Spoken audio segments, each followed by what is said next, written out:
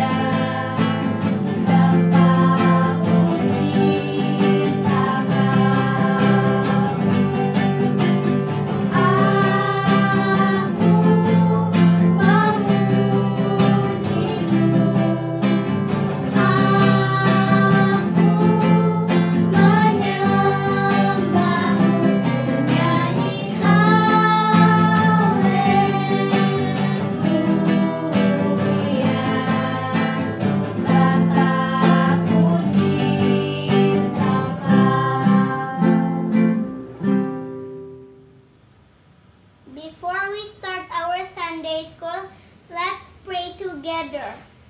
Dear God, now we want to start our Sunday school. Please bless us. In Jesus' name we pray, amen. Teman-teman, Allah kita itu Allah yang hebat dan luar biasa. Yeay! Kalau begitu, mari kita menyanyikan lagu Dia yang terhebat.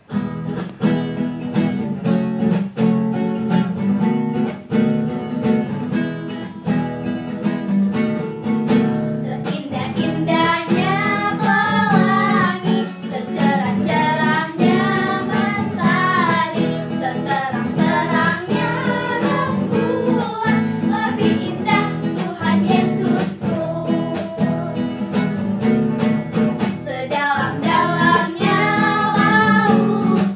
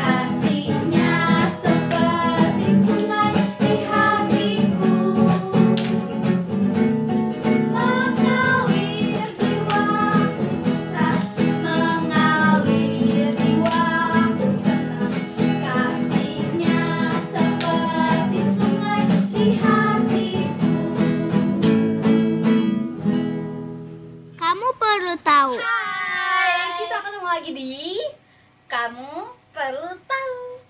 Nah, kali ini kita akan membahas seseorang yang bernama Helen Keller. Dia itu buta dan tuli, tetapi dia bisa menjadi berkat untuk banyak orang. Gimana ceritanya? Langsung aja. Helen Keller lahir normal di Tuscumbia, Alabama pada 1880. Di usia 19 bulan, ia diserang penyakit yang menyebabkannya buta dan tuli. Ia menjadi frustasi karena kesulitan berkomunikasi, sering marah, dan sulit diajar. Pada usia 7 tahun, orang tuanya mempercayai Anna Sullivan menjadi guru pribadi dan pembimbing Helen. Anna memegang tangan Helen di bawah air dan dengan bahasa isyarat ia mengucapkan A-I-R pada tangan yang lain. Saat Helen memegang tanah, Annie mengucapkan T-A-N-A-H dan ini dilakukan sebanyak 30 kata per hari. Helen diajar membaca lewat huruf Braille sampai mengerti apa maksudnya. Helen menulis, "Saya ingat hari yang terpenting di dalam seluruh hidup saya adalah saat guru saya, Anna Mansfield Sullivan, datang pada saya. Dengan tekun, Annie mengajar Helen untuk berbicara lewat gerakan mulut. Sehingga Helen berkata, hal terbaik dan terindah yang tidak dilihat atau disentuh oleh dunia adalah hal yang dirasakan di dalam hati." Ia belajar bahasa Prancis, Jerman, Yunani, dan Latin lewat Braille. Pada usia 20 tahun, ia kuliah di Radcliffe College, cabang Universitas Harvard, khusus wanita. Annie menemani Helen untuk membacakan buku pelajaran, huruf demi huruf lewat tangan Helen dalam huruf Braille. Hanya 4 tahun, Helen lulus dengan predikat magna cum laude dan adalah orang tunarungu dan tunanetra pertama yang lulus dari universitas. Berkeliling Amerika untuk menjadi aktivis, konselor, maupun dosen, terutama untuk anak-anak yang memiliki keterbatasan seperti dirinya. Dengan didampingi Anna Sullivan, dia juga mengunjungi para tentara di sekeliling Eropa yang terlibat Perang Dunia Kedua. Pada tahun 1923, Helen menjadi juru bicara bagi American Foundation for the Blind and mengurus penggalangan dana serta pengembangan sistem pendidikan yang lebih baik bagi penderita keterbatasan fisik. Ketika Anna Sullivan meninggal pada tahun 1936, Helen tetap meneruskan pekerjaannya dengan didampingi oleh Polly Thompson, seorang sekretaris dan teman Helen. Keller menulis total 12 buku yang diterbitkan dan beberapa artikel. Pada usia 11 tahun, Keller menulis bukunya yang pertama dengan judul The King Frost pada tahun 1891. Ada tuduhan-tuduhan bahwa cerita ini diciplak dari The Frost Fairies kayak Margaret Carnby. Sebuah investigasi atas masalah tersebut mengungkapkan bahwa Keller mungkin telah mengalami kasus kriptomnesia di mana ia memiliki cerita Carnby yang dibacakannya untuknya tapi ia lupa tentang hal itu, sedangkan memori tetap berada di bawah sadarnya. Pada usia 22 tahun, Keller menerbitkan autobiografinya berjudul The Story of My Life pada tahun 1903. Dengan bantuan dari John Massey dan istrinya, Anna Sullivan, ini termasuk kata-kata yang Keller tulis dari kisah hidupnya hingga usia 21, yang ditulis selama waktu kuliahnya. Pada 1908, Keller menulis The World I Live In pada tahun 1908, yang memberikan pembaca wawasan bagaimana perasaannya tentang dunia. Out of the Dark, serangkaian esai tentang sosialisme, diterbitkan pada tahun 1913. Autobiografi spiritualnya My Religion diterbitkan pada tahun 1927 dan diterbitkan kembali sebagai Light in My Darkness atau Cahaya dalam Kegelapan Saya. Kata kebajikan yang dikenang Helen Keller adalah, hadapilah masalah hidup dirimu dan akuilah keberadaannya, tetapi jangan biarkan dirimu dikuasainya. Biarkanlah dirimu menyadari adanya pendidikan situasi berupa kesabaran, kebahagiaan, dan pemahaman makna. Helen Keller meninggal dalam usia 87 tahun ketika sedang tidur di dalam rumahnya. Dia merupakan salah satu tokoh kemanusiaan terbesar pada abad ke-20. Jenazahnya dimakamkan di National Cathedral, Washington DC, bersebelahan dengan Anna Sullivan dan Polly Thompson. Jadi, pesan moral kita hari ini adalah Helen Keller saja yang mempunyai keterbatasan, dia bisa menjadi berkat bagi banyak orang. Apalagi kita sebagai anak-anak Tuhan, kita harusnya bisa menjadi berkat bagi orang lain. Dadah! Kita ketemu lagi ya minggu depan dan membahas hal yang lebih seru lagi. Teman-teman, sekarang kita mau mendengarkan firman Tuhan. Mari kita menyanyikan lagu Roh Kudus yang Manis.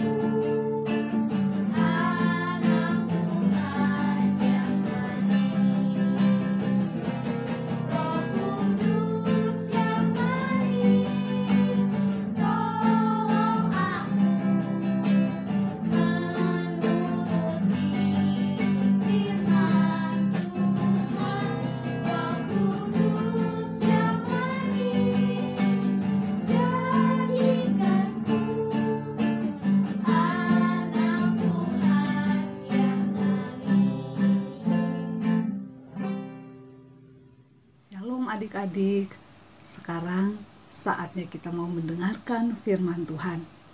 Tapi sebelumnya, mari kita siapkan hati kita. Kita mau berdoa terlebih dahulu. Semua lipat tangan, tutup matanya. Mari kita satu di dalam doa. Tuhan Yesus yang baik, kembali kami datang padamu Tuhan. Saat ini kami rindu untuk mendengarkan cerita firman-Mu. Sebelumnya Bapa, pimpinlah kami dengan Roh Kudus-Mu. Buat kami untuk bisa mengerti dan memahami kebenaran firman-Mu dan mampukan kami untuk melakukannya dalam hidup kami tiap-tiap waktu. Dan tolong Tante Lita yang akan menyampaikan firman Tuhan agar dapat menyampaikannya di dalam bahasa yang dapat dimengerti oleh kami semua. Terima kasih ya Tuhan Yesus. Di dalam nama-Mu saja kami berdoa dan mengucap syukur. Amin. Adik-adik, tema firman Tuhan hari ini adalah kuasa penyembuhan.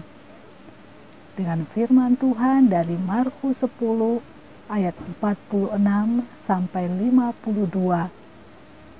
Yesus menyembuhkan Bartimeus.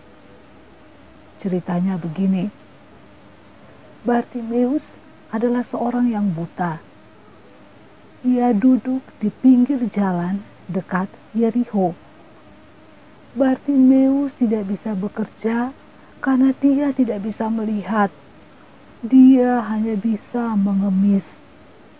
dan dia akan mendapatkan uang atau makanan dari orang-orang yang baik hati yang melewati tempat ia duduk. Pada suatu hari, jalan raya tempat Bartimeus duduk sangat ramai. Bartimeus mendengar derap langkah pejalan kaki yang sangat ramai. Hal ini jarang terjadi sebelumnya, karena biasanya jalan di mana Bartimeus duduk itu tidak terlalu ramai. Tapi hari ini sangat ramai. Ada apa ya?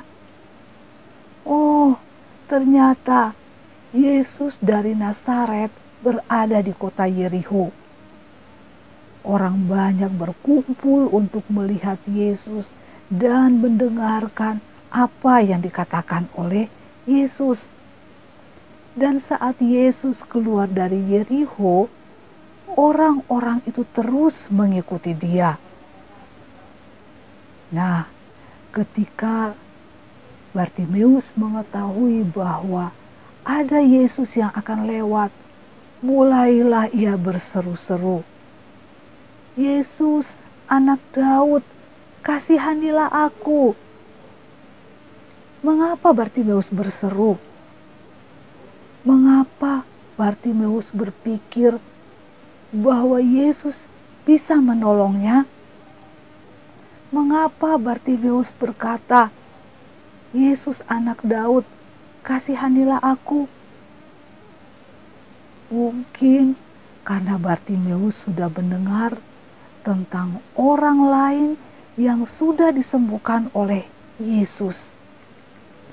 Ada orang tuli, ada orang bisu, ada orang lumpuh, dan bahkan beberapa orang yang buta seperti dia. Bartimeus berseru, "Anak Daud, kasihanilah aku." Bartimeus berseru dengan suara yang keras dan dengan penuh harapan. Bartimeus merasa yakin dengan satu hal. Jika dia tidak bisa mendapatkan pertolongan sekarang, dia mungkin tidak akan mendapatkan kesempatan lain. Yesus mungkin tidak akan pernah lewat lagi di jalan tempat Bartimeus duduk. Bartimeus berusaha untuk mendekati Yesus. Tetapi karena begitu banyak orang yang berada mengelilingi Yesus, sehingga dia tidak bergerak. Bahkan banyak orang yang berada di sekitar Bartimeus berkata kepada Bartimeus, "Shh, jangan ribut." Mereka berkata, mereka memperingatkan Bartimeus supaya diam. Tapi Bartimeus tidak peduli. Dia terus saja berseru, memanggil-manggil Yesus. Dan tiba-tiba Yesus berhenti. Ia mendengarkan, oh, ada orang yang berseru-seru yang memanggil-panggil namanya. Akhirnya Yesus memerintahkan supaya orang buta itu dibawa kepadanya. Lalu orang-orang itu memanggil Bartimeus dan berkata kepada Bartimeus, "Kuatkan hatimu, berdirilah, ia memanggil engkau." Lalu Bartimeus menanggalkan jubahnya, ia segera berdiri dan pergi mendapatkan Yesus. Lalu Yesus bertanya kepada Bartimeus, "Apa yang kau kehendaki supaya aku perbuat bagimu?" Kira-kira apa ya jawaban Bartimeus? Apakah dia akan meminta uang yang banyak? Atau mungkin baju-baju yang baru? Apakah yang diinginkan Bartimeus? Ternyata Bartimeus tidak meminta emas atau baju yang bagus kepada Yesus. adik-adik tahu apa yang diinginkan oleh Bartimeus? Bartimeus berkata kepada Tuhan Yesus, "Tuhan, tolong aku supaya aku dapat melihat." Ternyata Bartimeus ingin melihat. Dia ingin melihat pohon-pohon, dia ingin melihat burung-burung, dia ingin melihat semua hal indah yang diciptakan Tuhan. Dia ingin melihat sehingga dia bisa bekerja. Dia ingin melihat supaya dia bisa mengurus dirinya sendiri dan dia tidak lagi menjadi seorang pengemis. Kemudian Yesus berkata kepada Bartimeus, "Melihatlah engkau, imanmu telah menyelamatkan engkau." Seketika itu juga Bartimeus bisa melihat dan Bartimeus pun mengikuti Yesus. Bartimeus hanya bisa berkata, "Tuhan itu ajaib, Dia menyembuhkanku."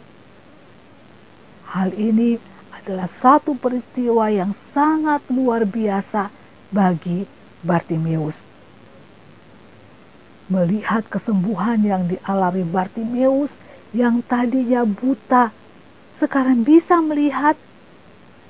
Orang banyak yang berada di situ bersuka cita dan memuji-muji Tuhan Yesus. Sekali lagi, mereka melihat suatu kuasa yang luar biasa dari Anak Allah. Suatu kuasa yang luar biasa dari Yesus yang membawa terang bagi pengemis buta yang miskin. Nah, adik-adik, Bartimeus akhirnya bisa melihat setelah dia berseru-seru kepada siapa? Iya, dia berseru-seru kepada Tuhan Yesus. Karena Bartimeus percaya bahwa Tuhan Yesus berkuasa dan bisa menyembuhkan dia. Nah, adik-adik, demikianlah cerita firman Tuhan hari ini. Dan kita ada ayat hafalan. Ayat hafalan minggu ini terambil dari Yesaya 49 ayat 23b. Sekali lagi dari Yesaya 49 ayat 23b. Yang berbunyi, "Maka engkau akan mengetahui bahwa Akulah Tuhan, dan bahwa orang-orang yang menanti-nantikan Aku tidak akan mendapat malu." Nah, adik-adik, dari cerita firman Tuhan tadi, Bartimeus disembuhkan oleh siapa? Ya, oleh Tuhan Yesus. Berarti yang memiliki kuasa untuk menyembuhkan segala penyakit hanya Tuhan Yesus. Tidak ada yang lain, hanya Tuhan Yesus saja yang bisa menyembuhkan kita.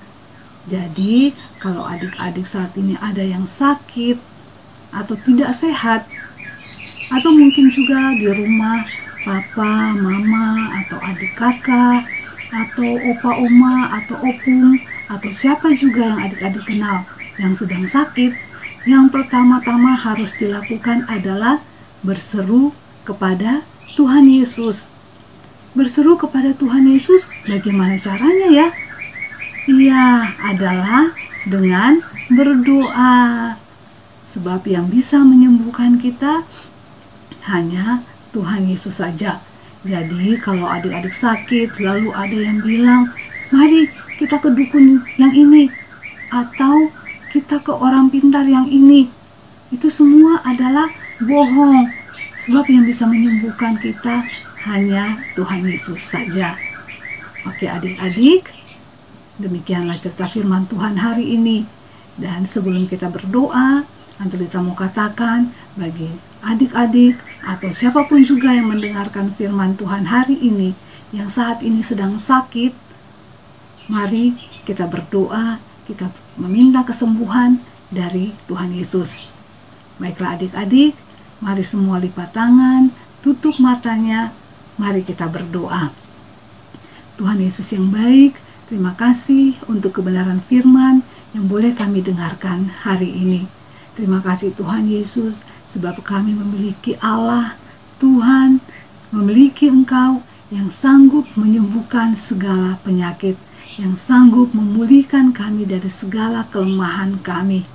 Karena itu Tuhan Yesus, saat ini hamba mau berdoa bagi adik-adik, bagi siapapun juga yang mendengarkan firman Tuhan hari ini, yang saat ini sedang sakit, sedang berada di dalam kelemahan tubuh.